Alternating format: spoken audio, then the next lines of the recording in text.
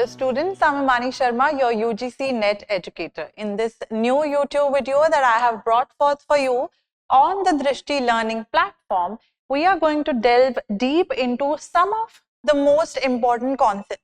You all must have heard about empiricism and rationalism. Yes, you heard it right. Basically, in the previous video, we tried to talk about epistemology, which is a branch of philosophy that deals entirely with how we know things, right? So these two things, one is empiricism and the other is rationalism.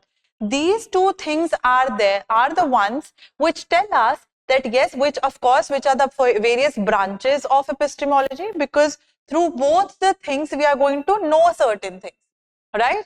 In empiricism, we know things through our own experiences, the sensory experiences that we have, and through rationalism, we use our logical mind to come to certain kinds of conclusions, basically, right? So first of all, this is an image showing you Immanuel Kant, and we have, on the other hand, John Locke. Now, two schools, as I already have told you, that these are two schools of thought, basically, which have come across to us through the branch of epistemology, right? So schools of thought for the search of meaning in our existence.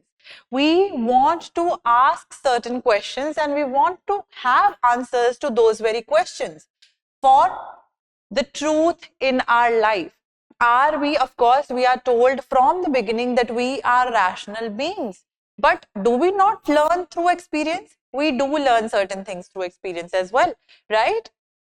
Fundamentally, first of all, these two things are essentially opposite, which means that these two are the ones which are in contrasting nature along each other. So they are opposite basically to one another. If I talk about one believing in senses, the other one don't believe in senses, right? Now, first branch we are going to talk about is empiricism, and then eventually we'll try to talk about the two things, right? When we are trying to make draw parallels between these two schools of thought. First is empiricism. People, the empiricists basically believe that we gain knowledge through some kind of sensory experience. If you can recall from the previous video of epistemology, we talked about how we have 5 senses, right? We also gain knowledge through senses is what the empiricists believe in, right? So for them, sensory experience is of utmost importance. They believe even if I pinch myself, even if I have any kind of medicine, I see its effect.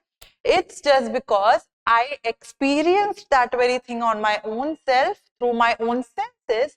That's why I believe into that thing, right? So the role of 5 senses is really very important when we talk about the empiricists in general.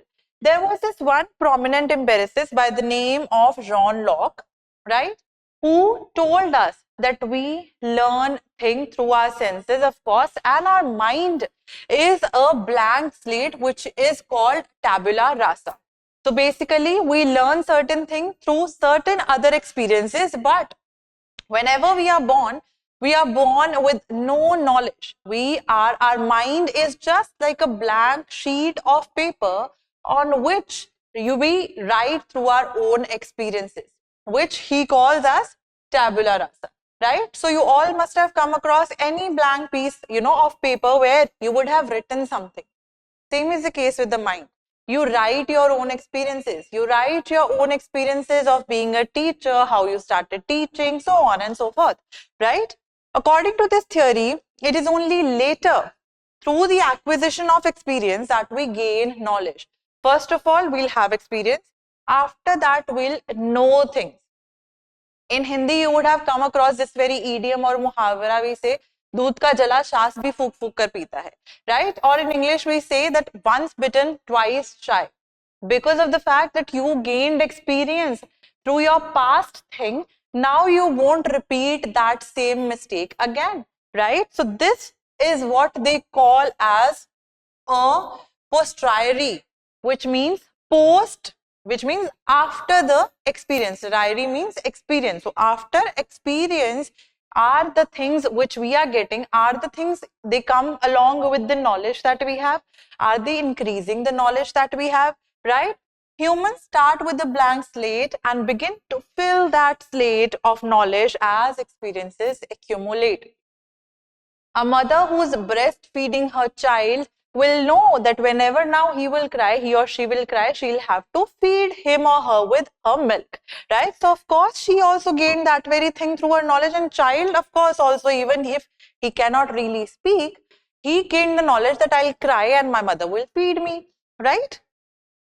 So they ask if knowledge is innate. So this is of course the other belief of the rationalists. They say that knowledge is inbuilt within us, right? But the empiricists say no, we gain knowledge through our own experiences, right? Until an item can successfully pass the scientific method of induction, nothing can be certain. So let me just first of all show you this very picture, that there's this girl who's viewing a tree, and she gained the knowledge that whatever she viewing, that's a tree. That is called a tree. Now, empiricists say that all of our knowledge, as I told you, come through the usage of our five senses, right? So she currently is using one of the five senses. She is using her sight. And what if that tree is of an orange? She is going to see, she is going to even smell the aroma of the citrus, right? The citrusy aroma that comes along with an orange tree, the smell, the fragrance that we have, right? So basically she is gaining knowledge. She is knowing that that tree is an orange tree. So that knowing things through her own experience. Rationalists, on the other hand, are the one who believe that of course we know things through reason. There is nothing we are not born with. We have certain innate concepts which are there in our mind, right? Through which we know certain things already, even, whenever we are born. Reason is the source of all knowledge and justification, because you are going to justify things. In the empiricist point of view, we can have experiences, but is there anything which is there to justify those very things, right? Rationally and logically. Rationalists do that. They believe that our rationale or our logical thinking is one thing which will help us to reach out to any kind of justification which we might want to give to any phenomena that is occurring, right? For rationalists, knowledge is innate. They say that we are born with certain things in our mind and it occurs a priori. For the, empiricists, it was posteriori, which means after the experience. But here, for the rationalists, it's a priori, that is post, the before, even prior the experience that you gain. So you, even before gaining the experience, you know certain thing. That is what the rationalists believe in. So there are three basic claims. We'll be talking about them. And when a rationalist is trying to be a rationalist, he is supposed to follow at least one of these three claims, right? Now, here is an example that I wanted you all to give to you all, basically, that of course anything which comes to us by experience, it cannot be fully trusted, right, as sources of truth, since we all might not share the same experience. If, for example, one medicine is helping one human being in some other one aspect of his or her life, it is not sure that the same medicine will affect the other the same way. They might take a little longer than the first person, of course, or the medicine might not have any effect, right? Or, for example, how a war veteran, right, who suffers from post-traumatic stress, the trauma that he has been through when he was, participating in a war, responds to a car randomly backfiring nearby will most likely produce a different result as compared to someone without the disorder. A person with depression, basically, so he is having post-traumatic stress, the trauma which comes along when a person has gone through so much, especially the people who participated in war, they have this kind of disorder. especially the the World War II, for instance, right? The people, the soldiers were suffering from this stress. After so many years, even if they were older, they were still suffering from that kind of disorder. They could not stand by loud volumes, they could not stand by shots, etc. Why? Because of the fact that they have experienced it, and of course, that experience is different from one person to the other. Correct? Now, three basic principles which I wanted to tell you all about. First is innate knowledge. We are not born with minds like blank slates. This is how it is contrary to empiricists, right? But we have some innate knowledge. We know certain things. This is first claim that they believe, the rationalists believe. Second is intuition. There are some truths that can be worked out independent of the experience of the world, though not known innately. We, from our inside, for example, we don't know mathematics, ethical truths, logic, etc. We don't know these things innately. We are not born with how to solve a mathematical question. But with us being taught by our teacher, we even come to know that yes, 1 plus 1 equals to 2 and not 3, because the theory of deduction has been applied there, right? Innate concept. Now, innate concept is a little bit difficult or different, basically, from the innate knowledge that we have. These people claim that some concepts are a part of our rational nature.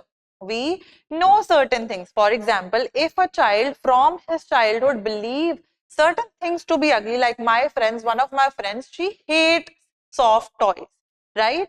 So that thing has been her, the one which has been her innate concept. Nothing, no soft toy can be the one which can, help her feel at ease, etc. She feels grossed by looking at soft toys as well. So let's just see the example that I gave here as well. The way two children view the same object as ugly and beautiful, like she might see that a particular soft toy is ugly to her and the other person might see the same soft toy as being beautiful, right? So that thing varies according to the innate concepts that you already have. Here I have one of the prominent examples, René Descartes, right?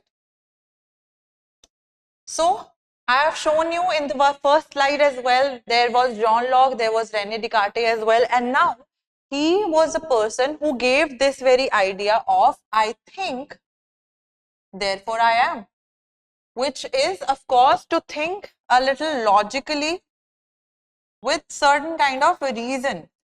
I think logically, I think that is why I exist. This is the phrase that he gave. When translated in English, it becomes I think therefore I am. Cogito ergo sum.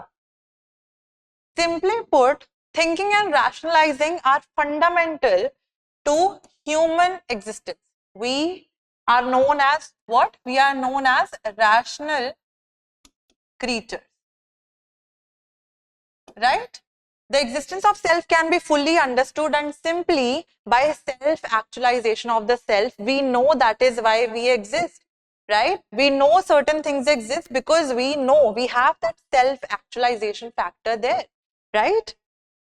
Now, here I have brought forth an example for you all that this guy is thinking that is slavery wrong or right? We basically are not taught these very things, right? So, of course, he is thinking because he has that innate concept already in his mind that slavery is wrong, right? Because you cannot treat other human beings, right, as slaves. They should be treated equal, right? So, these very things, what are they? These are the self-actualization part, and these are not taught basically. These we already know. Now, empiricism versus rationalism. Rationalists believe that reason is the source for all knowledge. So, for them, reason is there. Here, empiricists believes experience to be the source of all kind of knowledge. Rationalists, they do believe in intuition. They do not believe in intuition, but rather what do they believe in? They believe in the sensory experience, the empiricists, right? Rationalists claim the individuals have innate knowledge or concepts. But the empiricists, on the other hand, say that no innate knowledge is there, but any knowledge they acquire is through experience. Correct? Here, you can take a screenshot of the different kinds of books that I have brought forth for you here, which are belonging to the rationalists and the empiricists here. Now, again, moving on further, I wanted you all to note these very things down. Based that reason is the source of all knowledge, experience, right? They believe in intuition, and as I already told you, these people, the empiricists, they do not believe in intuition. Individuals are born with concepts. Individuals are having no innate knowledge, but rather their mind is known as what? Their mind is known as a tabula rasa. That is, their mind is a blank slate. Correct? Although these two theories, rationalism and empiricism per se, are often contrasted, which I already gave you the idea about in the beginning, both reason and experience can be the sources of knowledge, which means that both of them are the sources of epistemology that we did, right? For example, language acquisition, how we acquire language, can be taken as an example of this. Although experience is needed to perfect any language, let's just say if a person is willing to learn Spanish, that experience is required to perfect him in his language that he wants to learn is Spanish. A certain amount of intuition, deduction, innate knowledge are also required to acquire a language there. So, of course, with reason and experience, both things can come together, even if they are contrasted. First question that I have for you here is, the rationalistic mode of knowledge accepts the rules of, you can pause your screens and try to answer the question to this very question. Answer to this very question is option C, that rationalistic mode accepts the rule of logic. They believe that we can deduce certain things, we can prove certain things through reason, right? Hence the answer C. Next question, central belief of empiricism is option A, that all knowledge comes from experience, and that experience we know as a sensory experience, right? Any knowledge that we acquire through our senses could be considered what? Could be considered empirical in nature. Let me just give you one more example here before I end this very video of empiricism. You must have heard of the theory of gravity, right? Sir Isaac Newton, if he would not have seen an apple fall from a tree, would he have been able to develop this theory? No, he wouldn't have, right? So, of course, he also gained that very knowledge through his experience, that is empiricism, right? This is how we talk about empiricism and rationalism, and I hope things are pretty clear to you all. If you still have any doubts, you can comment down below and I will reply. I will try to reply for sure. Have a good day and thank you so much.